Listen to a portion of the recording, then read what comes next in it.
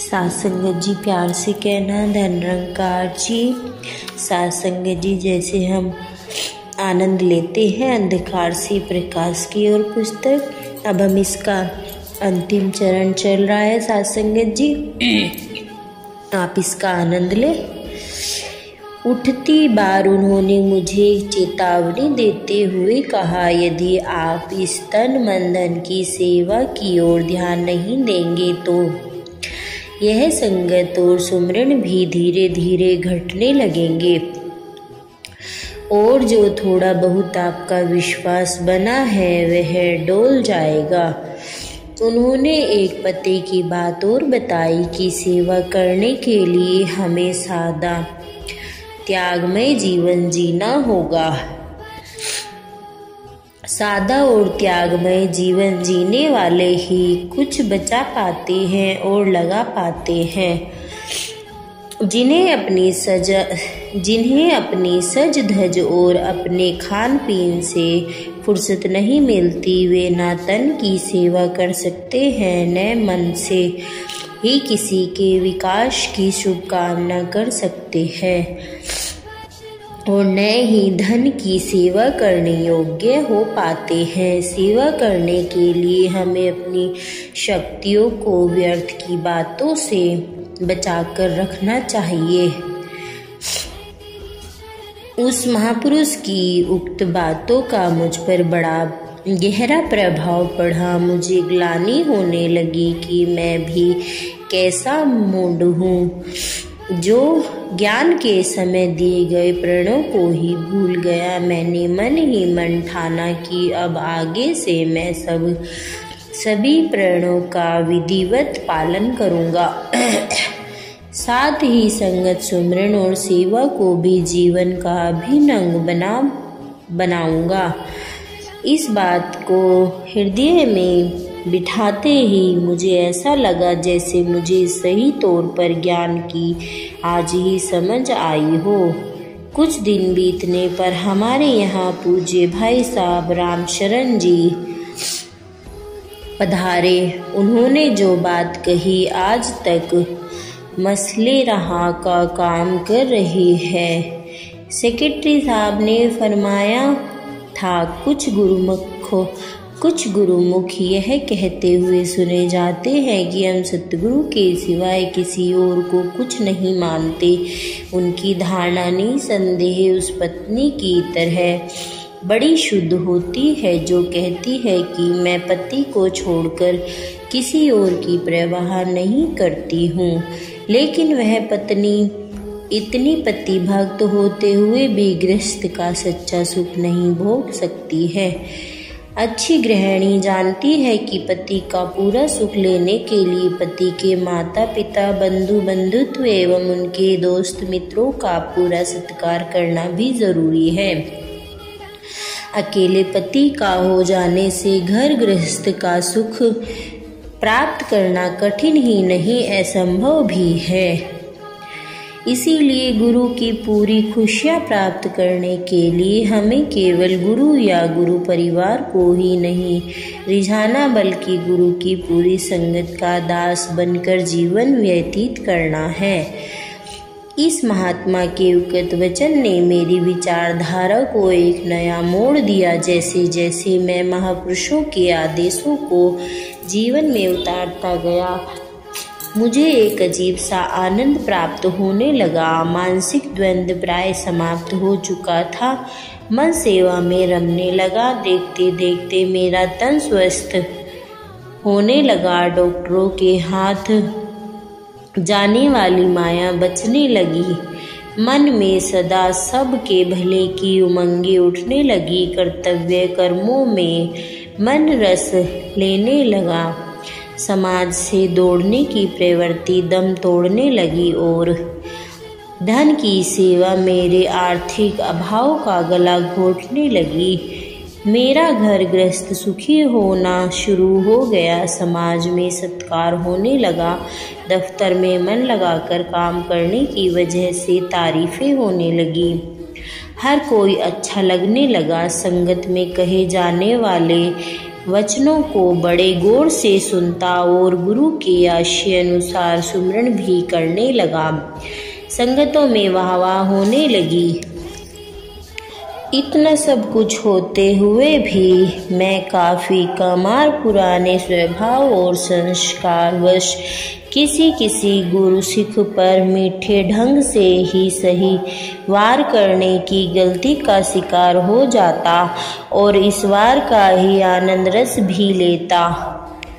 फलस्वरूप मन फिर चंचल हो जाता, आनंद की लहरें कहीं खो सी जाती। उन्हीं दिनों मुझे पूज्य भाई साहब अमर सिंह जी का एक प्रवचन सुनने को मिला। उन्होंने फरमाया, गाड़ी में सफ़र करने वालों के पास टिकट होनी बहुत ज़रूरी है। टीटी सिर्फ टिकट चेक करता है, वह यह नहीं पूछता कि आप क्या करते हैं, आप क्या खाते हैं, आपने दान दिया है, आपने लंगर लगाए हैं या नहीं। लेकिन यदि एक मुसाफिर के पास टिकट ही नहीं, टीटी उसे ज़रूर पकड़ लेगा। वह व्यक्ति भले ही कितना कहता रहे कि मैं उच्च जाति का हूँ, मैं बड़ा दानी हूँ, मैंने कभी किसी का लेकर दबाया नहीं, कहने का भाव है कि वह अपनी नेकियों का ढिंढोरा पीटता रहे, उसे टीटी छोड़ने का नहीं। टिकट वाले को टीटी कुछ नहीं कह सकता क्योंकि उसके पास यात्रा पत्र है। लेकिन टिकट पास होते हुए भी हमें सभ्य यात्री की तरह ही यात्रा करनी होगी। अर्थात एक टिकट वाला यात्री यदि दूसरे टिकट वाले यात्री की जगह घेर कर बैठ जाए, उसके सामान को खींचकर अपनी सीट के नीचे सरका ले और उसे अपना बताना शुरू कर दे या इस तरह की अन्य गलत हरकतें करना शुरू कर दे, तो उन यात्रियों का जिनके पास टिकट है परस्पर टकराकर अवश्य भावी है। परिणामतः टीटी की बजाय रेलवे पुलिस का हस्तक्षेप करना पड़ेगा और उन्हें मंजिल पर पहुंचाने से पहले ही ट्रेन से उतार कर हवालात में भेज देने पर भी विवश होना पड़ेगा। हमें सतगुरु की कृपा से ज्ञान रूपी टिकट मिल गई है। हमें संगत रूपी ट्रेन में बिना खटके जीवन के सफ़र तय करते हुए अपने गंतव्य स्थान को सहज में ही प्राप्त हो जाएंगे। हम भी ज्ञान के पूर्व कर्मों का कोई हिसाब मांगने वाला नहीं। यही कहीं आपस में एक दूसरे को ऊंचा नीचा दिखाने पर उतर आए तो हमें कोई बचाने वाला नहीं। निसंदेह यमराज अथवा धर्मराज तो हमसे आंखें नहीं मिला पाएंगे, लेकिन आपके पैरों पर जो कुल्हाड़ी हम आप मारेंगे उसकी पीड़ा तो हमें हर सूरत में सहनी ही होगी। इसीलिए हमें बड़ा ही संभल कर जीवन जीना है। ऐसा जीवन जीना है जिससे हमारे गुरु पर कोई उंगली न उठा सके। पंजाबी की एक लाइन कहावत बोलते हुए उन्होंने अपनी बात खत्म की। मंदा कुत्ता खसमे गाल। भाई साहब की इस विचार को सुनने के बाद मैंने अनुभव किया कि एक गुरसिख को बहुत ही सतर्कता से जीवन जीना होता है। मजाक में भी किसी पर व्यंग्य करना, कोई हल्की हरकत कर बैठना किसी प्रकार से भी उचित नहीं। पूज्य निरंकारी राजमाता जी के प्रवचन के बाद तो मैंने इस दिशा में बहुत सावधान रहने का निश्चय कर लिया। माता जी ने एक कहानी सुनाते हुए फरमाया, एक महापुरुष से कोई ऐसी गलती हो गई जिसके फलस्वरूप उसे यह दंड दिया गया कि कचहरी में बैठे सब लोग उसे पत्थर मारे। सभी लोग उसे बारी बारी पत्थर मारने लगे। उसी सभा में एक महापुरुष भी बैठा था। उसने अपनी बारी पर पत्थर के स्थान पर फूल की एक पंखुड़ी दे मारी। वह महापुरुष पत्थरों की मार से तो घबराया न था, लेकिन फूल की पंखुड़ी लगते ही उसकी आंखों से आंसू झलक पड़े। मजिस्ट्रेट ने जब इसका कारण जानना चाहा तो महापुरुष ने बताया, साहब, बाकी लोग तो अज्ञानी हैं, वह नहीं जानते कि मैं अपराधी हूँ या निर्दोष हूँ, लेकिन इस महापुरुष को तो पता है कि मैं उस गुरु का शिष्य हूँ जिसका यह भी है।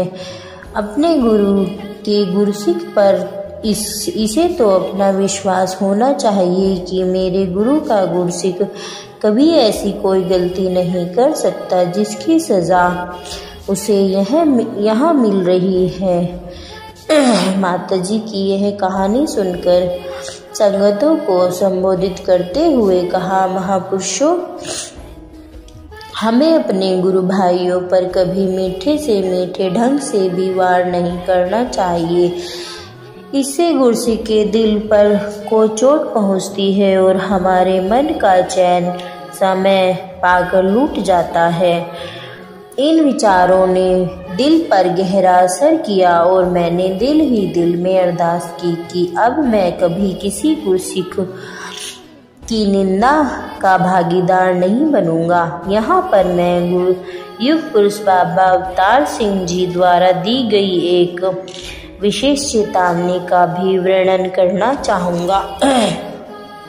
उन्होंने कहा था, सेवा, सुमिरन और संगत का सारा फल उस समय फौरन नष्ट हो जाता है जब हम अपने आप को पवित्र और दूसरों को अवगुणों से भरा देखते हैं।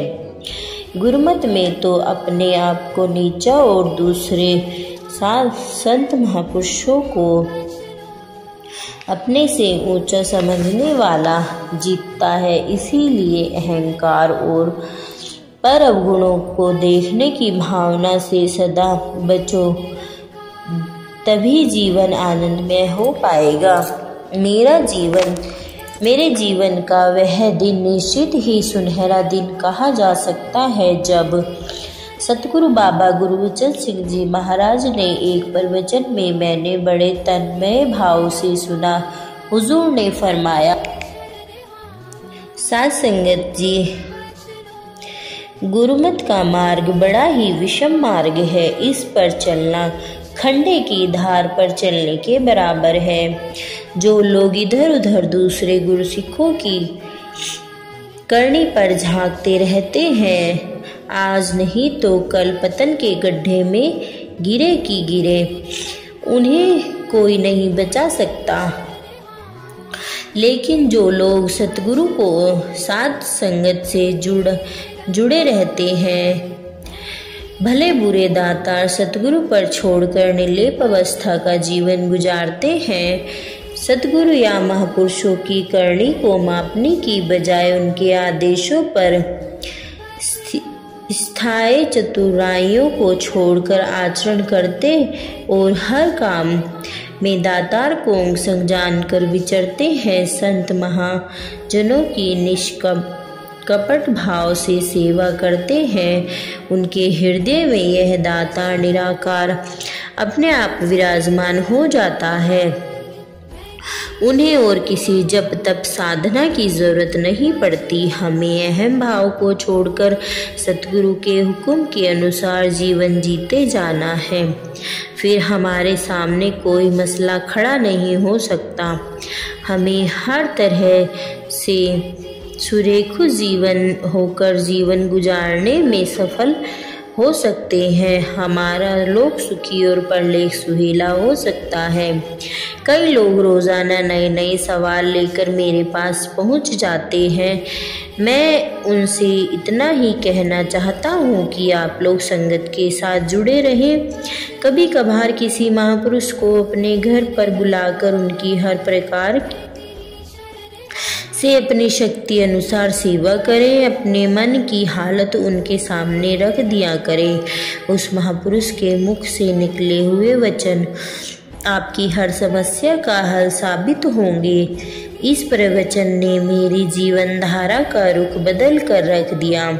ज्ञान प्राप्ति के समय तो मैं आनंद की इस ज्योति की झलक मात्र देख पाया था, लेकिन जब मैंने इस उपरोक्त सभी आदेशों को जीवन में ढाला तो मेरे अंदर बाहर प्रकाशित हो गया। आर्थिक अंधेरे धुल गए, सामाजिक दृष्टिकोण, नफरत, द्वेष, ईर्ष्या की विश्व संकारी अंधेरी घाट से निकल सहज अस्तित्व, भाईचारे और प्रेम के निर्माणकारी प्रकाश की ओर अग्रसर हुआ और आत्मा जन्म मरण के चक्र से निकल शाश्वत आनंद में मुस्कुरा उठी। चारों ओर प्रकाश फैल गया। मेरा जीवन अब आठों पहर गुरबाणी के महानिश्लोक के अनुसार बीतता रहा।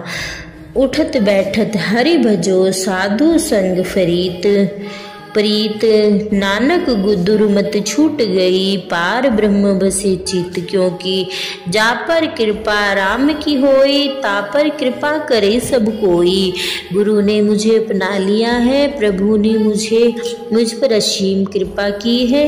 संत महापुरुष सदा मेरे लिए भले की कामना करते हैं। मेरा छोटा सा परिवार, मेरी जीवन संगनी श्रीमती राम दुलारी, मेरा पुत्र विमलेश श्री विमल एवं मेरी पुत्री अरुण लता मेरे पारमार्थिक जीवन में हर तरह से सहयोगी है।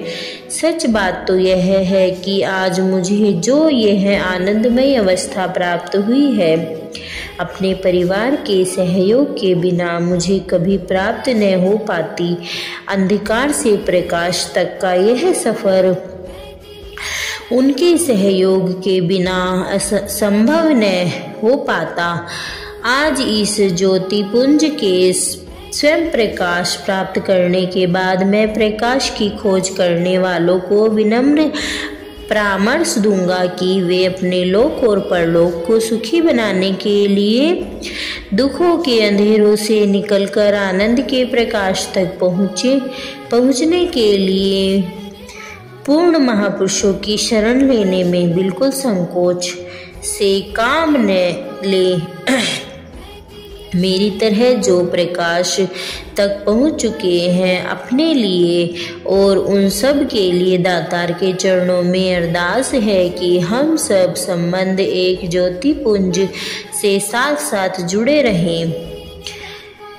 अंत में सतगुरु के पावन चरणों में बाबू हीरा जी के शब्दों में अरदास है।